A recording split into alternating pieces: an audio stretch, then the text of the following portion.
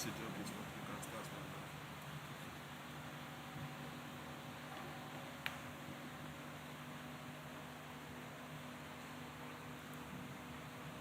Oh, see again, it's nice.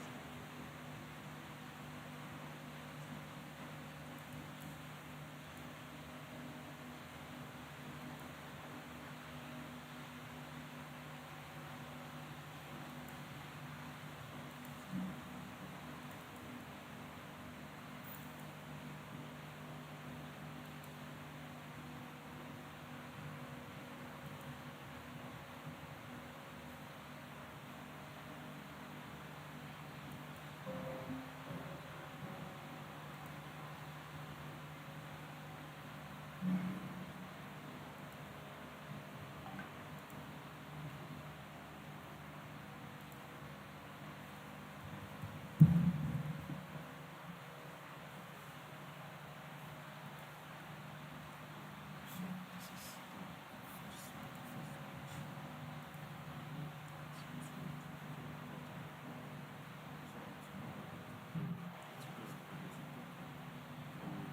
it's a black hole. So what happens is that so I'll just be doing like this. Is it that's the next one? Oh, there's a blank space in between your slide.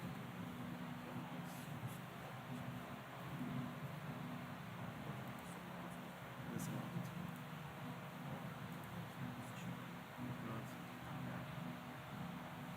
Oh, okay. Let's start. As long as you are sure. As long as it's not sure. Okay, so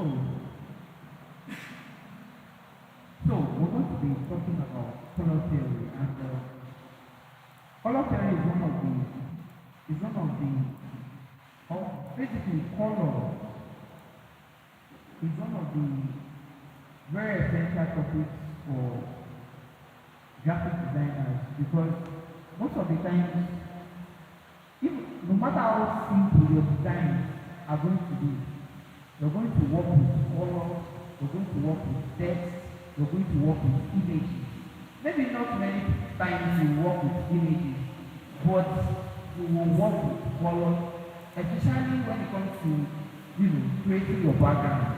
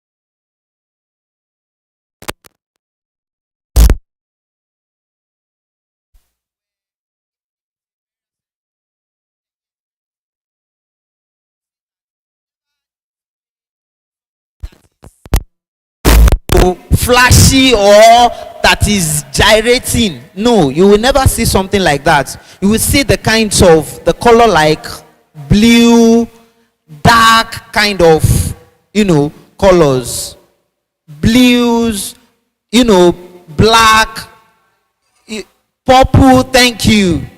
You see those kind of color, and like Daddy rightly said, you will see it's moving slowly. You can just see on the screen, you can see like wave of waters. What will you say water or sky? What color is the sky? Blue. So when you see that, so basically colors can stimulate emotions. Colors stimulate emotions. So that's why when you see some of the brands outside there, the kind of color they use it to attract your emotion, because they know that psychologically, that's why we call it color psychology. Color psychology. So if you don't want to call it color theories, you can call it color psychology. So the same way psychology plays with our emotion, the same way there's something I can say to Madam now, and will make her to feel like, okay, Samuel, you have gingered me. Let me give you money. How many of us have gone to parties and you see those people that play drums, and they will play drums and they will do it in such a way that your emotions, you will be so flattered without you going, that you will say you want to go without giving them money, because they will make it to be so stimulating to your emotions that you can't just do without saying, oh yeah, take. That's how color is to brands as well. That's how color is to brands as well. So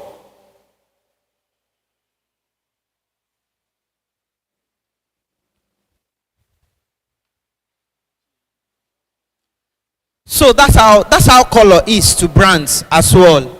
So when you see a brand like Indomie, for example, using the likes of yellow, blue, they know they are shouting colors. And when it comes to children like something that attracts. They like something that attracts. So that's why Indomie will never go and use blue or purple. So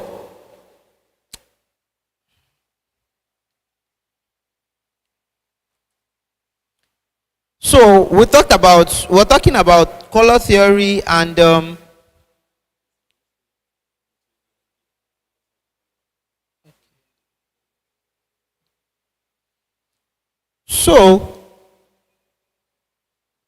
okay, next slide, sir.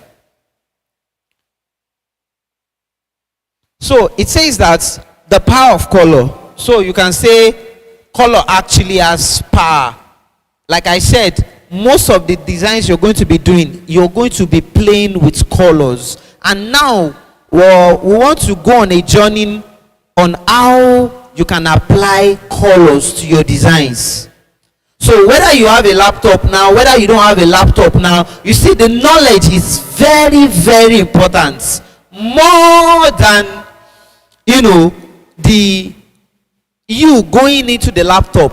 But even in your day-to-day life, I can assure you that if after this class, you can even go to your media department and say, I want to join the media team. If your church is a church that has, all the aesthetics, go to the media team and just play with them and just know how do they. So when a certain segment of service is going on, why do they play with a kind of color? Now it says that Color plays a vital role in design and everyday life.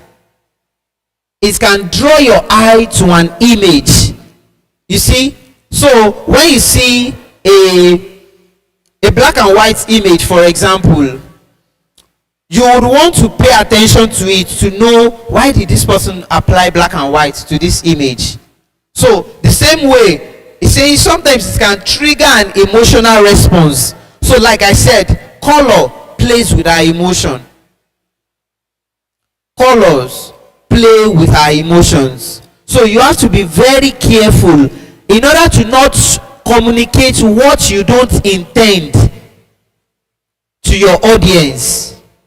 You know, don't forget that you are communicating as a graphic designer.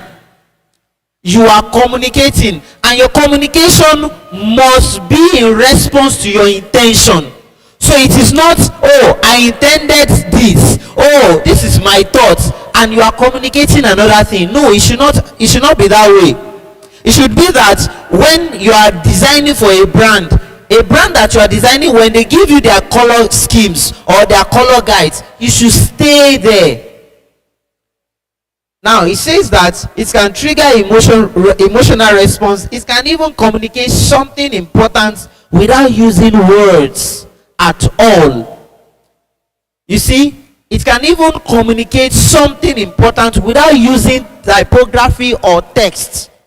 When you show somebody a color, they can actually get your response. Now we will see it now. Mr. Kings, sir, next slide, sir. Now, what is this? Sorry, I didn't hear. Traffic lights, thank you. Now, some of us that drive, when you are driving, do you see, does the traffic lights need to show you go as a text before you know that it is time to go? No. When it shows red, we know that red is a what? A danger color. Stop. So if you don't stop, it means you are in danger. It means what's it called? Is it road safety people would arrest you, and by then you would have put yourself in what you are not meant to be. So when we see red, we know that stop. That's it. Nobody needs to come before your car, in front of your car, and say, hey, stop. No. By the color communicates to you. All you just need is to put your gaze on the traffic light to know which color is pointing at you, is telling you. Then when it shows yellow, what's that? Get ready. You see how powerful color is. Get ready. So if you are not ready and it shows green, then you will know that some people who are at your back, some people that are at your back would be honking at you. Hey, Mr. Man, go now. Because they expect that you should understand the psychology of color, the interpretation of that color. If really you are a driver.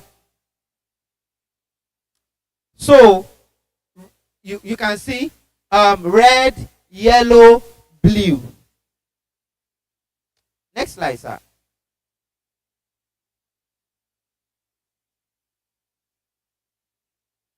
So how do we know which colors look good together and which ones don't?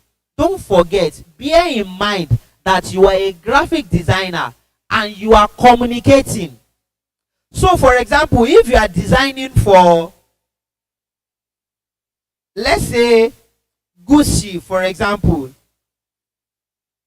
and they have given you their color guides or their color schemes, it is not for you to go out of their color schemes because they had already made this work simple for you. They have given you their color guides. So you don't walk outside of the provision that has been made for you. So yeah, it says that so I said you are a graphic designer and you are communicating, and your communication is very, very important that you communicate well. Because if your brand, the brand you are designing for, if they have, let's say, they have 500,000 kind of followers on Instagram, for example. Imagine how many people you would have communicated in a way that you didn't, or the company didn't intend to.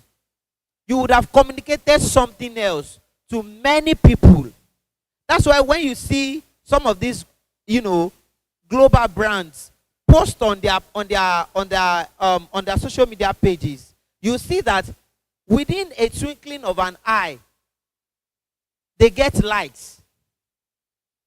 The same way individuals, when you go on, some of these celebrities, pages, the moment they post on their social media page or social media pages, you see likes. You see likes. So they can afford to communicate what they didn't intend to. It's very important that you pay attention to your communication, especially through colors.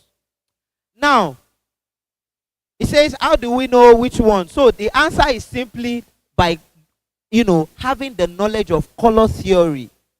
Color theory. Now, artists and designers have followed color theory for centuries. You see, this is not something that, it is now Gen Z's time. No, there's nothing like that. There are laid down rules. And this has been existing for times, immemorial. So this is something that you also, as you are coming into this industry, you must pay attention to. Very, very important. It says that artists and designers have followed color theory for centuries, but anyone can learn more about it. It can help you feel confident in many different situations. You see, whether it is choosing colors for a design or putting together the perfect outfit. Now, let me cite this scenario. Do you know, how do you feel? For me, I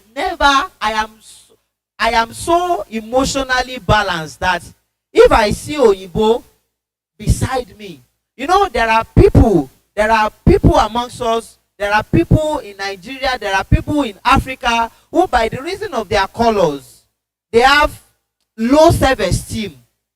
So when they see somebody who probably is fair, is beautiful, they feel less of themselves. So that's what color can do to you emotionally as well. So it's saying here that colors can help you feel confidence. Confidence. And so that's why when they say we are blacks, you can be blacked by color, but don't be blacked by by what is in your head. Don't be blacked by don't think like a black person. Like, you can be black, you can be born in a certain place, but don't think the way they think in that place. There is a general thinking that people think when you are a Nigerian, they feel in a certain way for you, like, that's the way they are. That's how color also can trigger emotion from us when we see them. So when you are going and you see you want to, probably you're driving and you want to veer to a corner and you are seeing, maybe some of these road workers, putting a light on the road and it's blinking, danger color. One thing comes to your mind. It is either there are armed robbers, on the road, or there is a construction going on the road, or something. It's communicating something to your emotion. So what do? You slow down. Nobody needs to tell you that you need to slow down. Sometimes some of these road safety people, they tell you, because we are trying to patch the road, please, you should not drive more than 10 kilometers per hour when you are passing this place. The same way colors can give you signs. And it says that it can, whether it's choosing colors for a design or putting together the perfect outfit. You see now, So as a, I mean, we have more of women here. When you're dressing in the morning, look at mommy. She's putting on, ash color of a sneakers, and she's putting on something like ash of a shirt as well. That's what colors. So you should not dress in a certain way as a woman, as a man. I know we men, we don't put so much attention to that. But it's also talking about even putting outfits together. So as a designers, also, as you are putting this thing into practice in design, even in your putting on outfits, even in your organization, even in the way you arrange things, it should reflect there as well. With a little insight, you will be looking at color in a whole new way. Now, next slide, sir.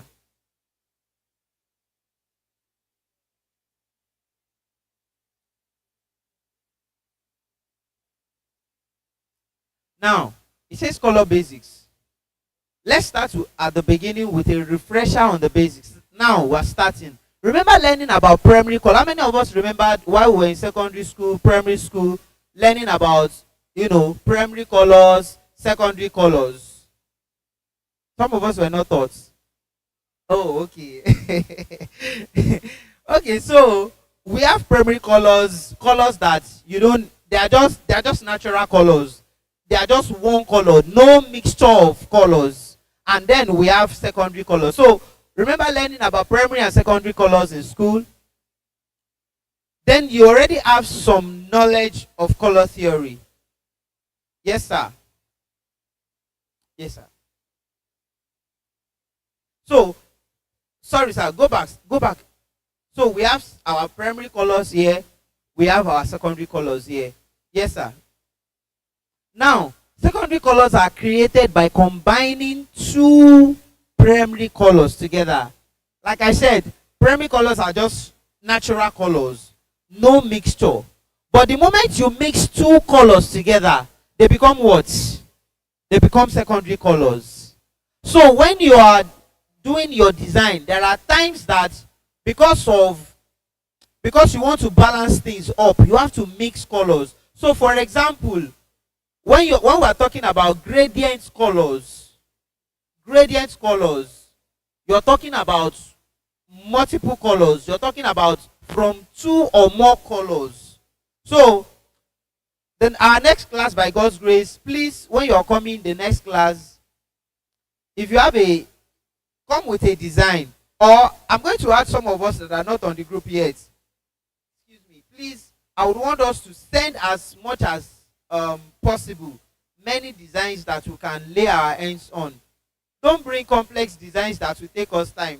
So bring as many designs that we can use for practical. We're going to sit down. The next class is going to be amazing. We're going to sit down together, and we're just going to sit around and just do designs, lay our hands. At least we're talking about color theory now.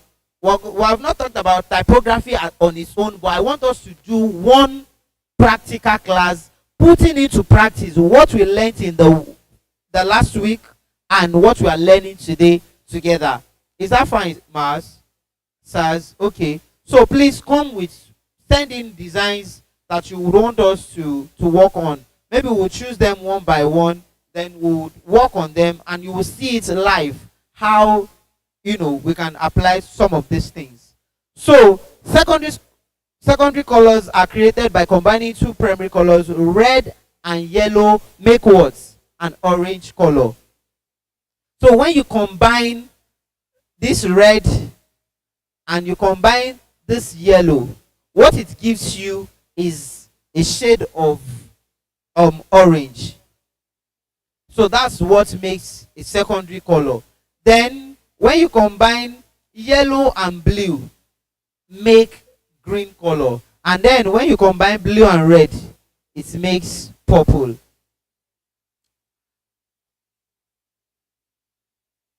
So please take note of these things. At least let this be a basis for you, that when you combine some of these colors, maybe, how many of us have laptops here? Jeremiah, yes.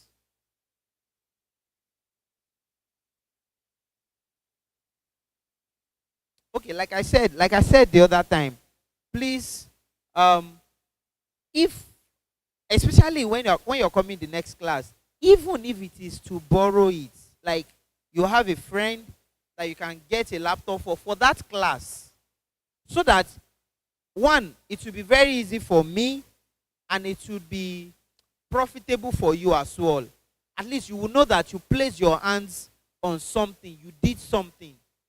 There's something about when you are being taught and you are practicalizing it live.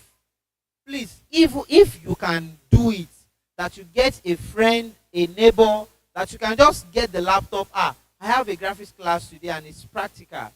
Please, I would want to, I wouldn't mind if you can let me use your laptop. I know it is called PC, personal computer, right?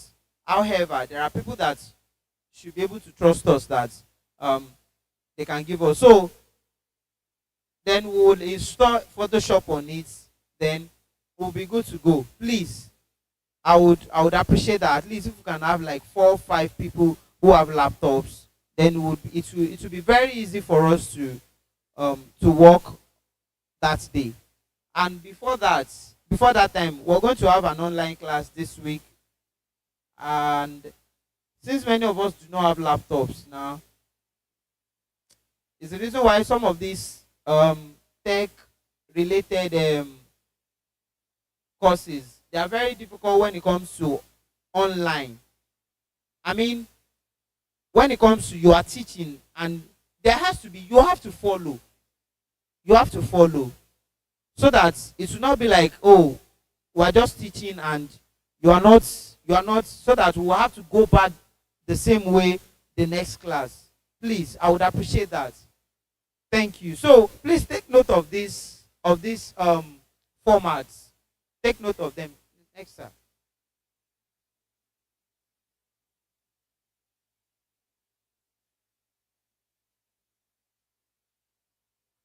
Now, if we mix these colors together, we get even more in between shades. Okay, like red, orange, and yellow, green. All together, they form what is called a wheel. So this thing you are seeing in color psychology, in color theory, we call it a wheel, color wheel. So it's like, you know how a wheel looks like. So it's a color wheel. So when you combine some of these, because it is categorized based on how they can be, used. Sometimes they are used.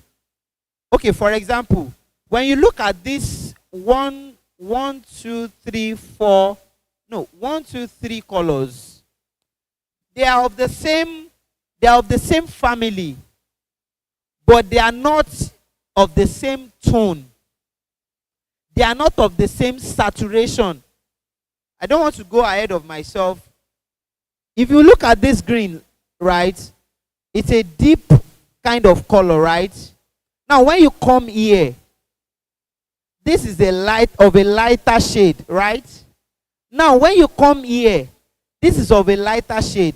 Now, you see 1, 2, 3 colors. You can make those colors a color guide for a brand, for example. When a brand that deals with Herbal, I mean Herbal, Herbal product, or something that has to do with traditional drugs, for example, you are talking about what? What color? Green. Thank you. So if you're working for a brand that deals with that kind of product, you can literally, carve out these 3 colors. When you're talking about productivity, when you're talking about something that has to do with soil, you talk about natural. You talk about natural color like green.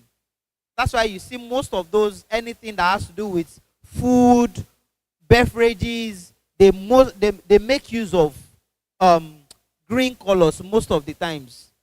Sometimes orange. But most times when you're talking about soil, maybe something food, something of traditional herb or products, you're talking about, this kind of color wheel.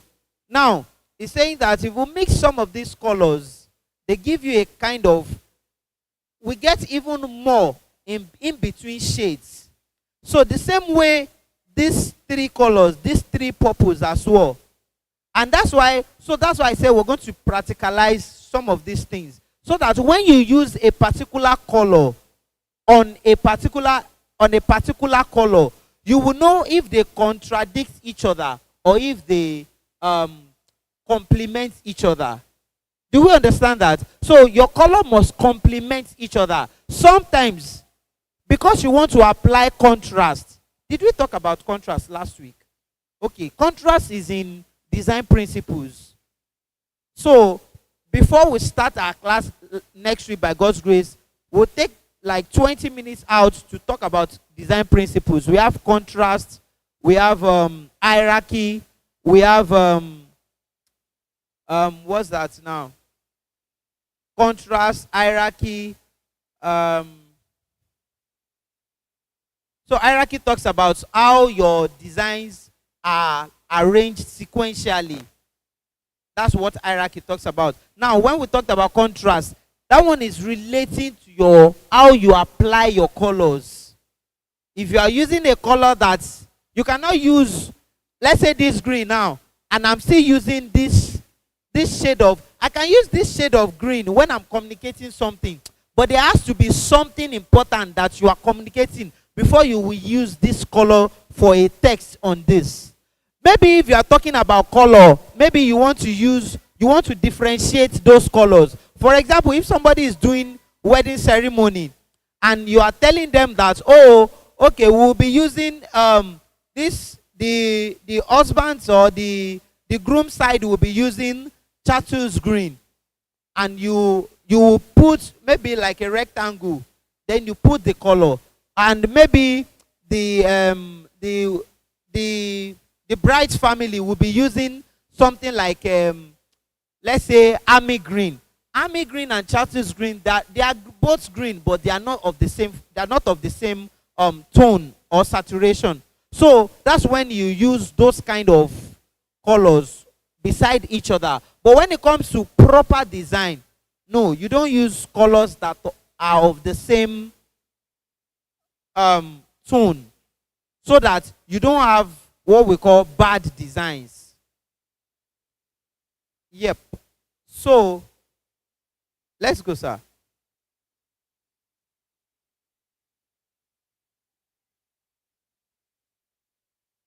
When you go to bookshops, when you go to malls, and you go to their bookshop sessions, you will see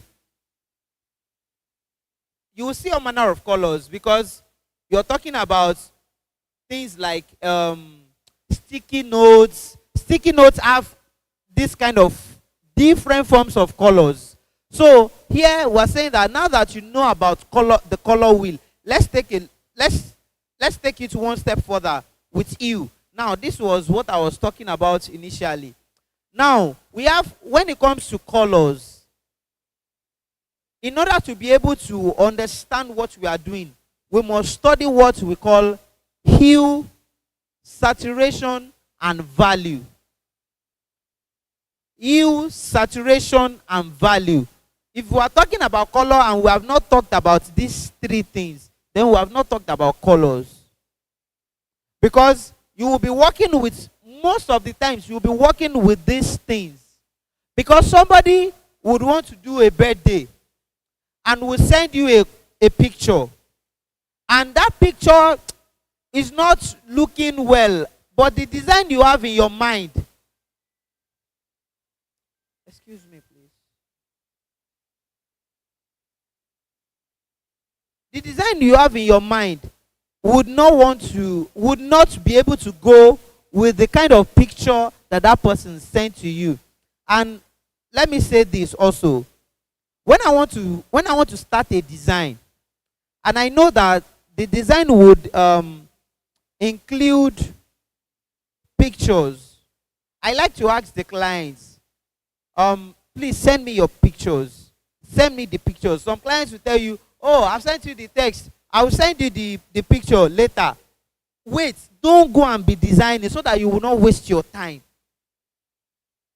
Some clients can be very, very funny that they would have sent you everything, oh, but probably maybe they've not taken the photo shoot. Just wait. Let everything be ready. And always ask for design brief from your clients. Sir, ma, what do you want? Let them tell you. Your own job, you are not in their heart. Even though you are the one that will give them what they want, you are not in their heart. So every client have an idea of what they feel, they think they want. But they may not be able to communicate it. Now that's where your own work comes in as a graphic designer. So you must always request for a design brief from your client. Especially when it's now a standard company. They must even give you, it's a must for them to give you. There are clients who don't even understand what a design brief is. But it's for you to understand that, hey, I will only be shooting myself in the leg if and when I don't request for these things. So that it makes your job very easy. They give you, okay, these are the colors I like. This is the name of the company. We specialize in this product. When they tell you that, you already have an idea based on your research, mode. You already have an idea. As a graphic designer, you should have an idea of, okay, you are into this. Okay, go and check products that are into that same line. Okay, what kind of colors do they have? Okay, how can we separate ourselves so that it's not like you are stealing somebody's, color guides? These are. I'm already even talking about the business part of designs now, because these are very, very important things that you must pay attention to, so that you would many times you would have designed, then they will now tell you that they brought one picture, and when you look at the picture, maybe the let's say a birthday picture, a birthday poster, for example. By the time you look at the design you have prepared and the picture that the person is sending is not in any way, matching, and you now have to start again or start adjusting things. But in order to save your time, please always make sure that you get everything from your clients before you start, working on your computer. Yeah. So these are terms you might not consider in daily life, but they are the key to understanding more nuanced colors, like all those little paint chips at the home improvement store. So some of those little colors that you just look and pass, they communicate your emotions. When you see some certain for example, Chicken Republic, they show you red, they show you cold and chilled Coke. Like I said last week, that you will not go to Chicken Republic and buy their jollof rice, buy their fried rice, buy their chicken, and you will not take Coke. Or except you are so disciplined that you will say, you have it, I don't need your Coke. Because they believe that when you garnish it with Coke, it settles there. Even though you will take water, right? But they want to project to you that, hey, when you do these things, you have not completed the task if you have not done this. So that's why they will always make sure that their graphic, their chicken graphic is top notch, so that it can, it can give you a kind of emotion that, oh, I want to get this. Yes, sir. Now, let's talk about you. Now, is this what color would you call this?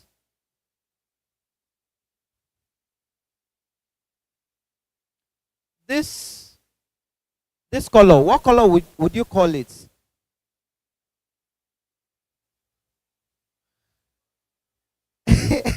Burnt orange. Okay. So, and we talked about any colors that is not classified as primary must be secondary, right? Now we have what we call tertiary colors as well. So the moment you are applying in your computer, the moment you are applying hue effect or hue kind of mode to your, whether your object, whether your pictures, whether your lines, whether your anything, any element that you can apply, hue to, that means you're already creating a kind of tertiary colors. So because if this as this I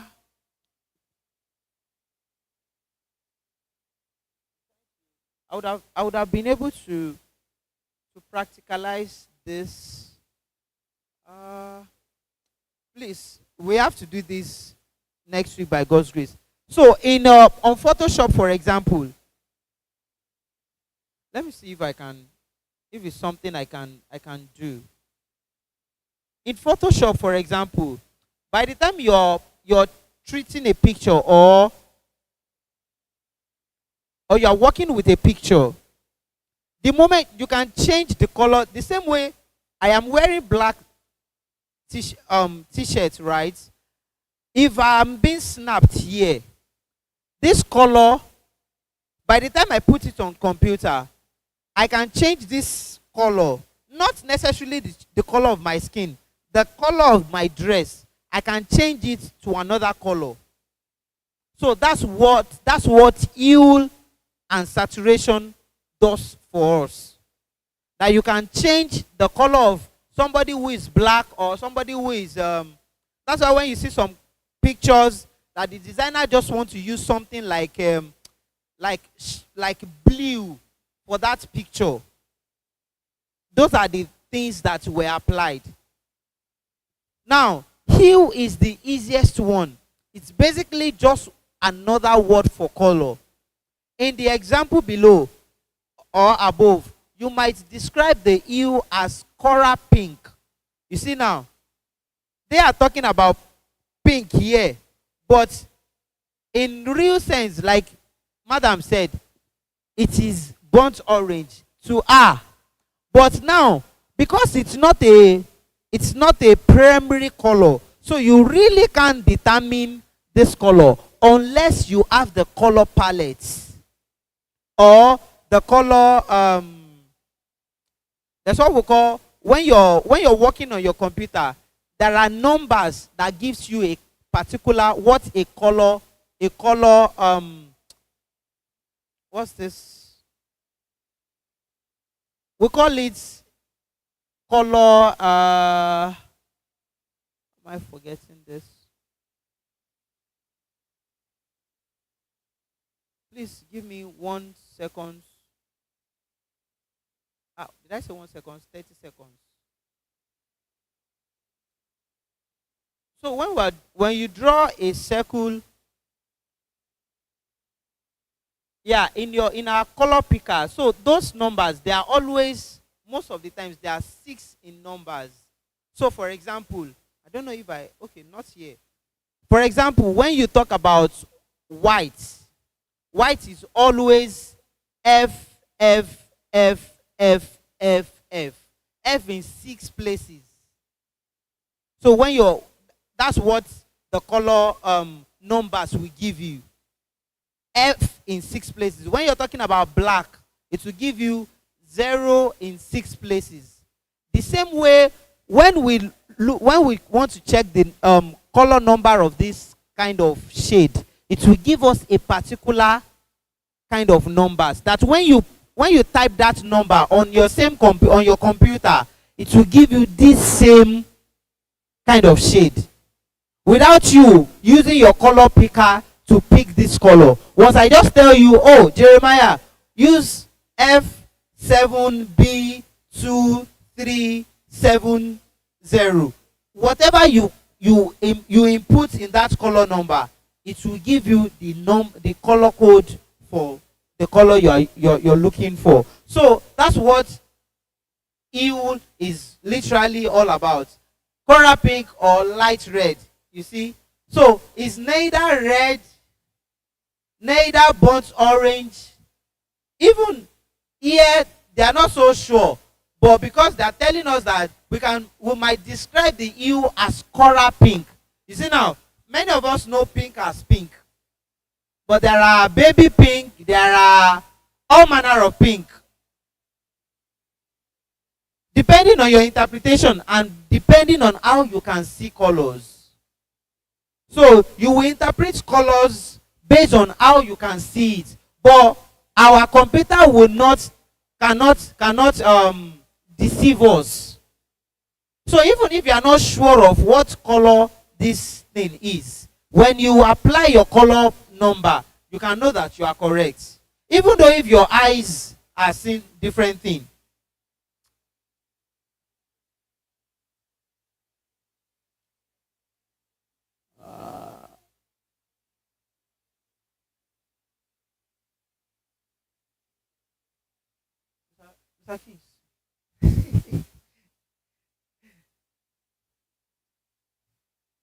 So let's move to saturation.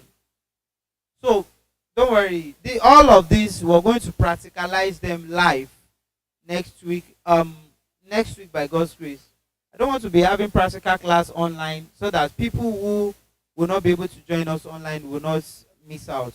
Then we have saturation. Now, if we want to talk about this now, basically saturation is all about intensity. It's all about intensity. So in between here and here, there is something different. So the moment you apply this guide here, basically you are already you're already applying saturation. So whether now I talked about gradients that time. So we can use this, we can call this a gradient color. A gradient color. The only thing is just that it is one color made for a particular theme. But when it comes to gradients, you can use as many colors as possible. So the moment you use this guide here, the color changes. This side becomes something lighter, while these sides remain what it is. So the saturation refers to intensity. In other words, whether the color appears more subtle or more vibrant. So we're talking about vibrancy here. So it is either whether the color has vibrancy or not. Highly saturated colors are brighter or richer. Desaturated colors have less pigments and therefore less oomph. So you can see that here, if you write anything here and you use something like white, it comes out. But when you write something here and you use something like white, no, this shade here, because of the saturation you have applied, it will definitely swallow up whatever you are writing there, except you are using a contrasting color. Like for example, let's say black around this area, then you can have what you are looking for. You can get your desired results. So, Sir Kings, sorry.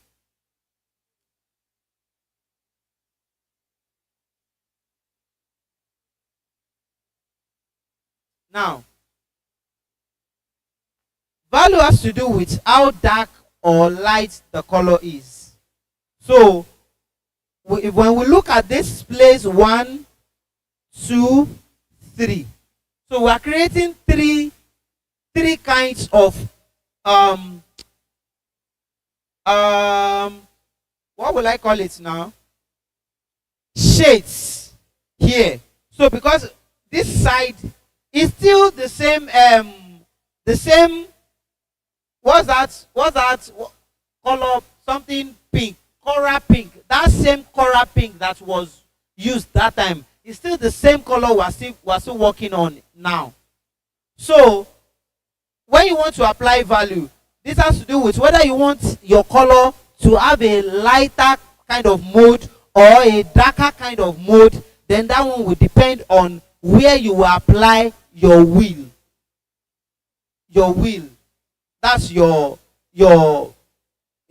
this dagger, this wheel dagger kind of. So once you when you bring it here, it gives another tone.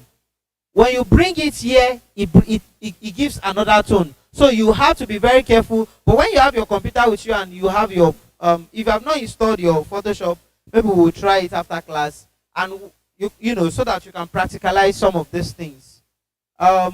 So as you can see, this gives us many different shades, from a deep reddish brown to a light pastel pink. You see now, so we're having something dark here, and this one is giving us a kind of pink, a kind of red kind of thing. Then this one is producing a kind of pink for us. Mr. Kings, yeah, ending.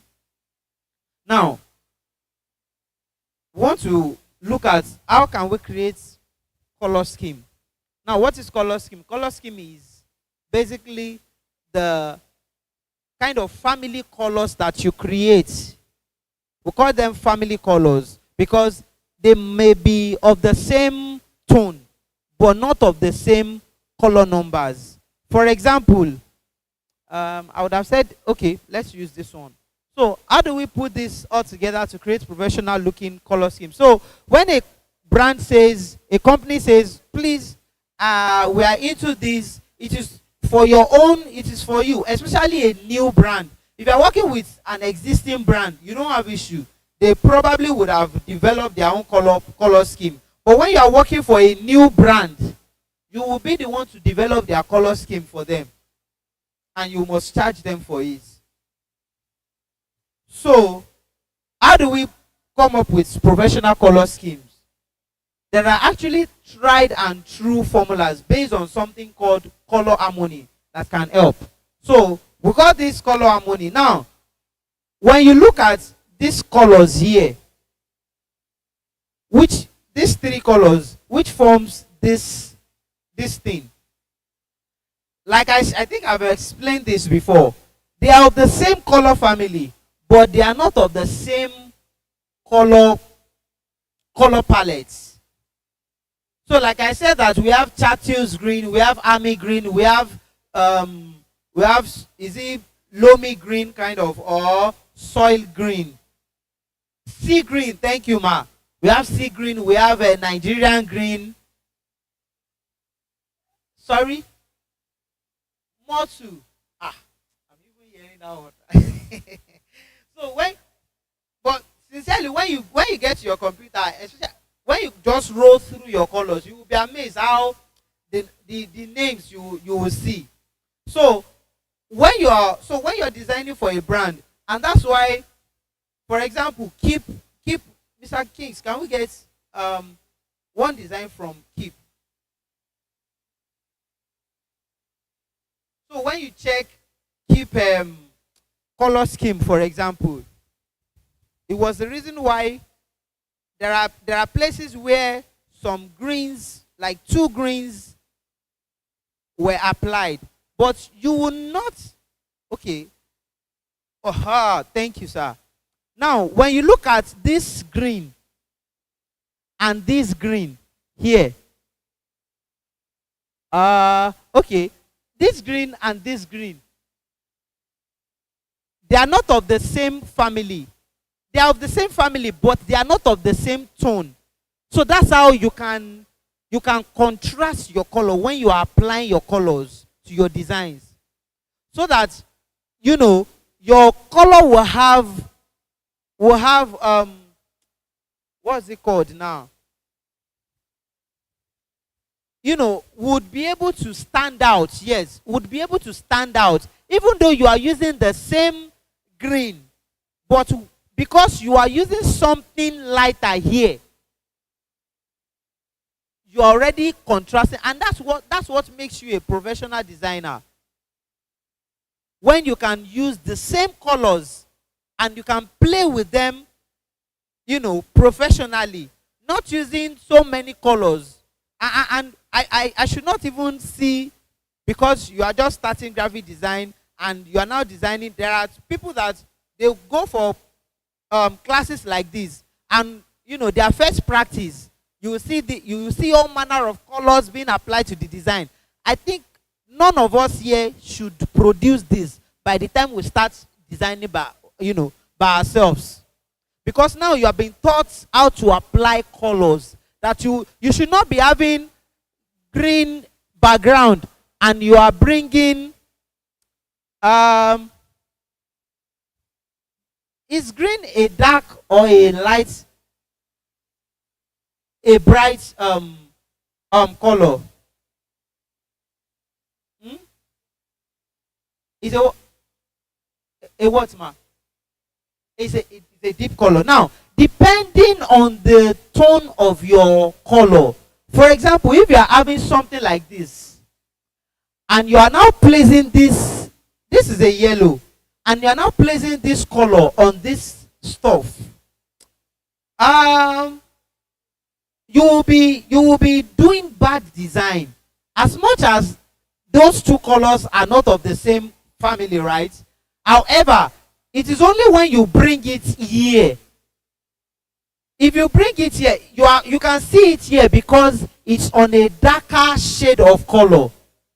But the moment it comes to a lighter shade of color, because yellow is a shouting color, is the reason why, like Daddy rightly said that time, that when high praise, for example, high tempo songs are going on in church, that's when you see the kinds of lightning of yellow, orange, red, because now you are talking about when everywhere is gyrated.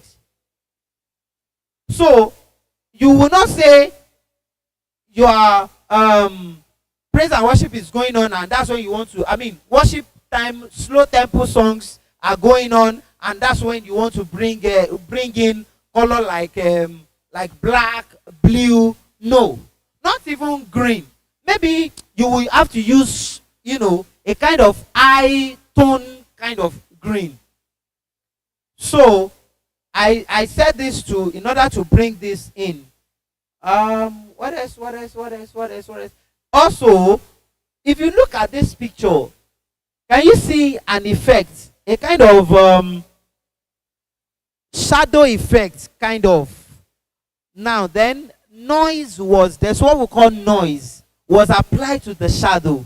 Now, the purpose of this is to lift the picture from the background, because the picture is black and white already, and if you don't, there's a tendency of your picture not being well seen. It can be seen, but just to bring a kind of contrast to your work, to lift your picture up, so that there's what I call, when your design is popped up, that everything, every element, don't forget, everything you are seeing here, they are called elements. Whether it's a text, whether it's a picture, they are called elements, so that every element is being seen very well. That's the reason why you will see that shadow is also being applied to the text here as well. So when you apply shadow, the shadow, no matter the background you are using, except if you are using dark background, most of the times shadow takes black. You will know, it's rare before you will see when a designer applies shadow to a text or a picture or an object and they are using white. You can use white when you are using that's what we call outline kind of thing. So it gives your that element a kind of like a shade around it. Like a shade around it. We will show this by God's grace in our next class. It's going to be pure practical. So please be ready that day to spend some time sitting down and learning. So that's basically that. Then I was talking about, that's why this thing was applied to it, just to give a contrast. When you look at your design, just sit down and just look at it. Is this okay? You can always, have better things to add to your design. Also, and also these pictures, that's why, can you see the outline on those pictures? Yeah, imagine that the pictures were just put there. You will not be able to know, wait, where is one ending, where is another beginning. But in order to lift the pictures and to have a depth, yes, that's the word I've been looking for, to have a depth, to add a depth to your design. That's why sometimes you just want to use. But talking about colors, you must not go outside the color guides. The color guides for keep is yellow. In fact, there are 3, but we made emphasis on yellow and green. But you are not restricted to use just one shade of green.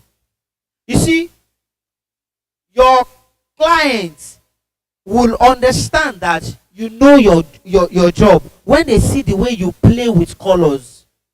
By the time you start designing, you will find design enjoying when you start playing with colors, because it will be something that you do every day. So playing with color can be very, very amazing, because like we said, that color plays with our emotion. So even you as a designer, sometimes you would be tempted to use some colors, but because you know that is a brand, you can't go outside a particular colors. There are some designs that, maybe it's a church design. A church does not necessarily have a particular, except their logo, except if they tell you use these colors. But most of the times nowadays designs, when it comes to design, don't forget, you should always play above boundaries. There are no boundaries to designs when it comes to design, but there are laid down rules. Please note that there are no boundaries to your expression when it comes to designing, when it comes to your creativity, but there are laid down rules. Like we talked about last week, that you cannot bring pattern texture to another, and you bring a kind of another pattern image to it. You will be contrasting things. You would be doing bad design by that. There are laid down rules, but when it comes to giving expression to your design, giving expression, bringing out creativity, there are no boundaries to it.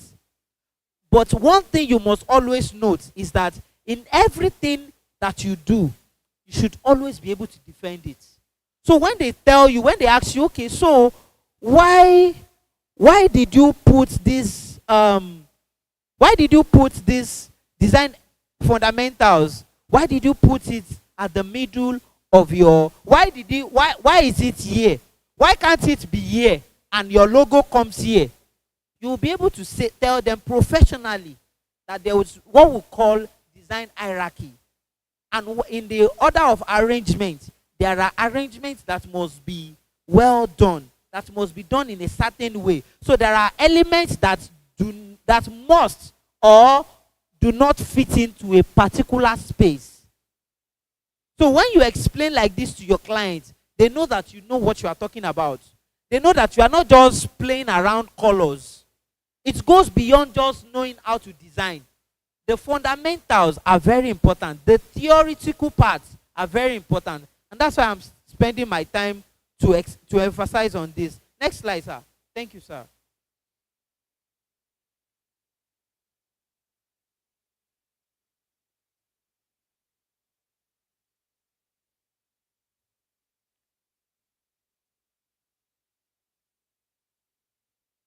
And also, when you look at some of these designs we send on the group, you will see that there are some consistent text or typography that we also make sure that they are there. So also a brand can tell you, okay, because we have made our research and because of what we do, we're into maybe orange juice, and we want to work with this kind of text, with this kind of font family. There are general fonts. By the time we talked about typography, you will see the reason why you must not use some certain fonts, so that by the time you post your design, people will be commenting like, the fonts are common, because there are fonts that are being overused, and you should not, use those kind of, except if the brand says that's their fonts. So it's very important to note that Color Harmony uses the color wheel to illustrate time-tested color combinations. We'll explore some of the most common types of harmony below. Now, when it comes to color as well, so let's give names to some of those things. So we have what we call monochromatic colors,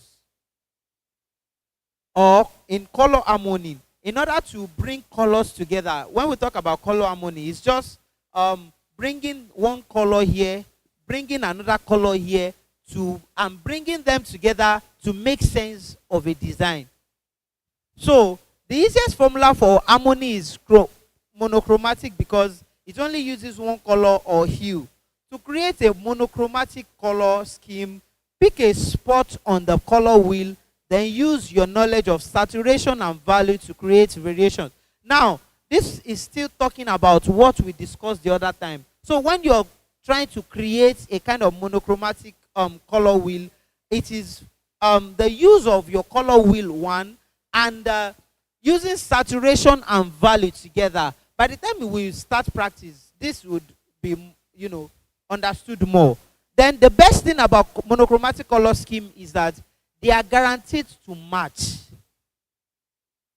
So when you are using them, you can be sure that your colors, people will love the color schemes when you create it. There are companies who specialize in just creating colors for you. The colors suit each other perfectly because they are all from the same family. Next slide, sir. For example, now look at it here. Now, when you look at this color wheel now, this was what we were playing with before, that we talked about as something pink, Cora pink. Now, the same way you see the toning of them. So how I wish we could practicalize on this thing. But unfortunately, my system is low right now. 7%. Ouch. But don't worry. All of this and last week is what we're going to be, putting together next week. Now, I want us to bring our memory to work. I want us to work with our mind now. Imagine that we have this color as our background here. Don't forget, we are working with our mind. Are we here? If we have this as our background here,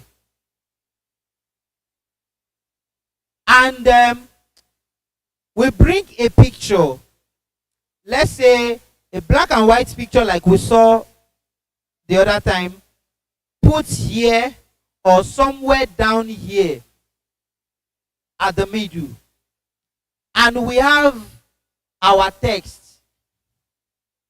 Don't forget, this is a deep color, right? Now, then we have our text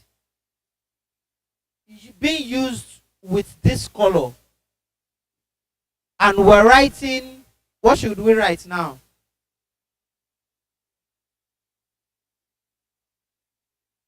Let's say we're writing monochromatic with this color. And then we're now having something like zigzag that we saw in that keep design. And we apply, let's use this as the application of our color. We use this for that zigzag, like spring kind of thing. And this for our text, monochromatic, bold. We apply bold, and we apply let's say Montserrat semi-bold. Montserrat semi-bold. Definitely what we'll be having is a perfect design. Would have been having a perfect design using that. Let me see if I can if it's something I can do in split seconds. Okay.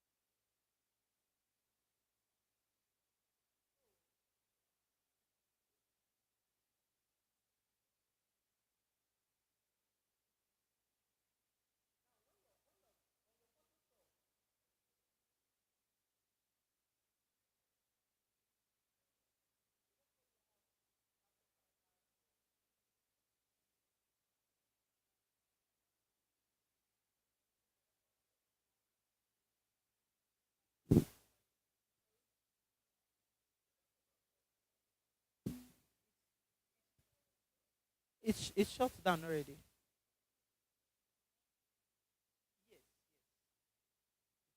Okay.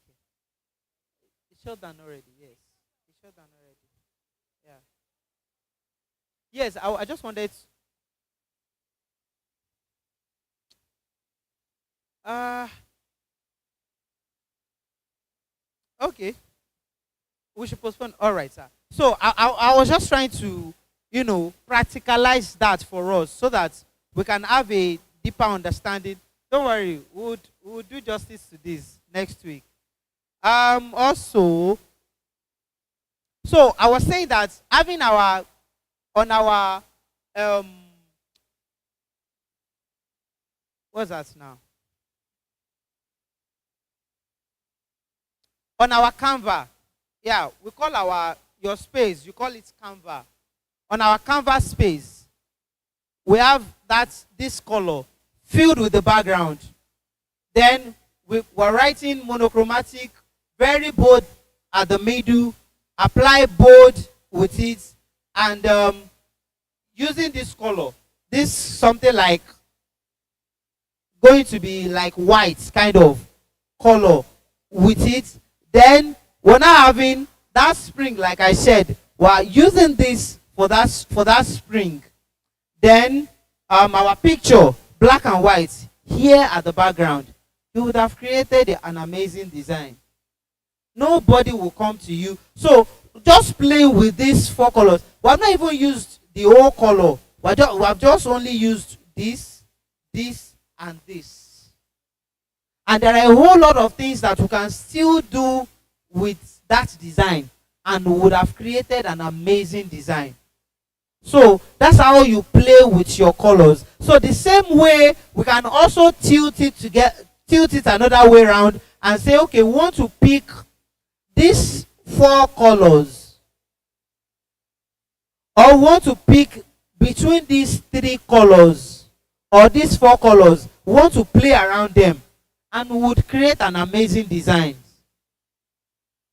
So you must, when you see some designs that are very, very bad when it comes to color, having dark background, and you are still having dark color to the text.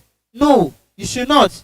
Your design should have something. If it's having background of a dark color, then it should have something of a light color as the text, not dark again. So there's what we call foreground, there's what we call background. How many of us are in photography class here? You're in photography? Amazing. Because we're going to also be playing, I think I already said last week that we're also going to be playing with color, with pictures as well. So if you're in photography class, it's a plus. If you are not there, the only thing is that you will not be able to snap. You don't necessarily need to know how to snap. Let them just give you your picture. But when you have a picture, you'll be able to do amazing work with the pictures. So let the photographer snap, then we will do the editing. So what was I saying before? So we have foreground and we have background. So your foreground should always be something that will not be fighting with your background. Take it as a rule of thumb that your background must not fight with your foreground, and at the same time your foreground must not fight with your background. There should always be a separation. That when we are analyzing your design, the first thing we are seeing is not, why is your background fighting with your foreground? No. You can see here, like we discussed, like we said, there has to be a kind of harmony in your color application. It's very, very important. It's very, very important. Next slide, sir.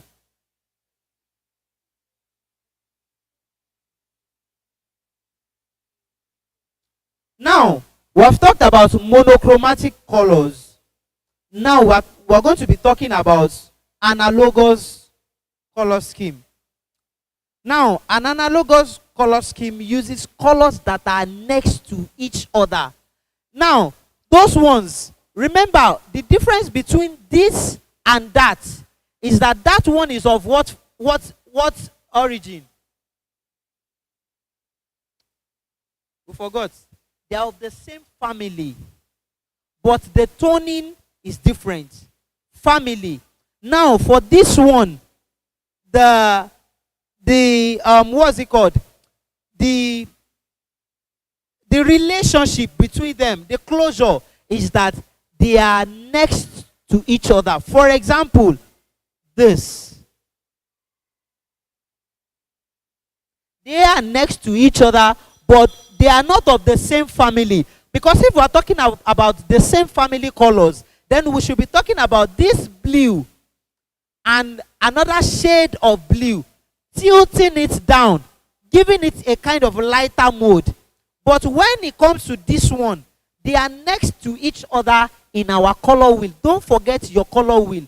When you get home, please again go and search about color wheel. Learn about it. It will do amazingly, work to you and to your mind to understand colors better. So that when you see a design, even though you have not started designing yet, you can x-ray, it's like a pregnant woman goes to a hospital and say, oh, I want to do x-ray. You can x-ray designs. You can critique designs. And I think that's another line of design that I have not seen people. Like people who take criticism to criticize designs. So you also can be like in your department. And I want to beg us, if you have not joined any department in your church and you are a graphic designer, please go and join one. It will help you. Church is one of the best ways to groom yourself as a designer, as a photographer, as a media person. It will help you. Just serve. Just serve. Next to each other on the color wheel, like reds and oranges and blues and greens. Now, don't be afraid to play with the palettes and create your own. You see? So, you are not, like I said, when it comes to design, there is no one way to it. But there are laid down rules that must be followed, especially when it comes to principle. This life is guided by principles. Even God relates with us with principles. So if you violate the principles of giving, for example, you will know what is going to be your lot. So the same way when it comes to design as well, there are principles that must be followed, that you can't, but when it comes to your expression, bringing your creativity out, that's where there are no boundaries. So don't be afraid to work with colors. That's what color harmony is all about. The formulas are merely starting points to help guide and inspire us. So when it comes to colors, there are no, you can use as many, but they must be intentionally used. Intentionality in design is what separates you from someone who only knows how to use the computer to design but does not understand the foundation or the theory in design. And like I said, you must always, so if I see your design, you should be able to defend why you use a certain element in design. Maybe not every time. Sometimes you just see one element and you just feel like, okay, let me chip it in. But there must be every reason for you for using a particular design. The last slide.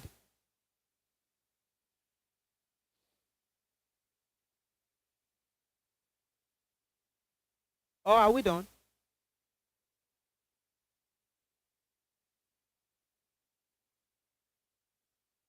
Yeah. Then the last one says complementary color. I talked about complementary colors that are complementary and colors that are contrasting.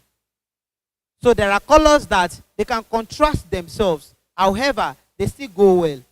And whereas there are still colors that complement each other. That when you use them, in varieties, you will still get an amazing design. So, still talking about our color wheel. Complementary colors are opposite each other. You see now, we have talked about colors that are of the same family. Please don't forget. Colors that are of the same family. And we have talked about colors that are not of the same family, but they are next to each other. On your color wheel, they are next to each other. However, we still have colors that are complementary. They are next to each other. So, you will see some color wheels. They already define to you the colors that are next to each other. So, when you see a color here, the next color should complement the other one. So, and that's why you have all of this here. To avoid complementary color schemes that are too simplistic, add some variety by introducing lighter, darker, or desaturated tones. So toning your picture, toning your colors is just about just slightly deraying or going out of the previous color.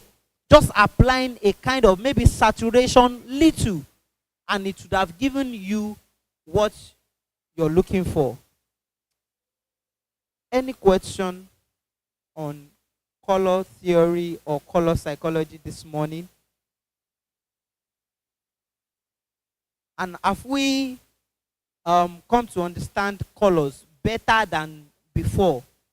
Or I have complicated the issue of colors? Ma, I have complicated it. Because what we used to know as colors, now we is wide, right? Yeah, that's it. So thank you so much for having me this morning. I count it a privilege to have you here. And thank you so much. Thank you so much, sirs.